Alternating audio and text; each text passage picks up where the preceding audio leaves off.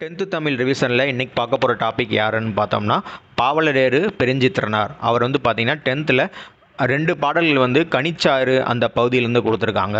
பாவலரேறு பெருஞ்சித்திரனார் இருக்காங்க. அவரோட இயற்பெயர் என்ன பார்த்தீங்கன்னா துரைமாணிக்கம். ஸோ இதான் ஃபஸ்ட் கொஸ்டின்.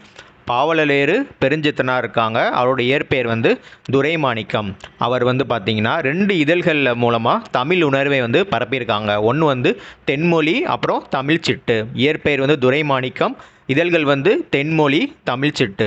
பாடப்பகுதியில் 2 பாடல்கள் கொடுத்துருக்காங்க. அது அவரோட கனிச்சாறு அந்த பகுதியிலேருந்து எடுத்து கொடுத்துருக்காங்க. அவரோட படைப்புகள் என்னென்னு பார்த்தோம்னா கனிச்சாறு, உலகியல் 100, பாவிய கொத்து, நூறாசிரியம், எண்சுவை என்பது, மகபுகு வஞ்சி, பள்ளிப்பறவைகள் முதலிய நூல்களை படைத்துள்ளார். ஸோ கனிச்சாறு, நூறாசிரியம், உலகியல் 100, பாவிய கொத்து, எண்சுவை என்பது, மகபுக வஞ்சி, பள்ளிப்பறவைகள். அது மட்டும் இல்லாமல் இவரின் திருக்குறள் மெய்ப்பொருள் உரை தமிழுக்கு கருவூலமாக அமைந்துள்ளது.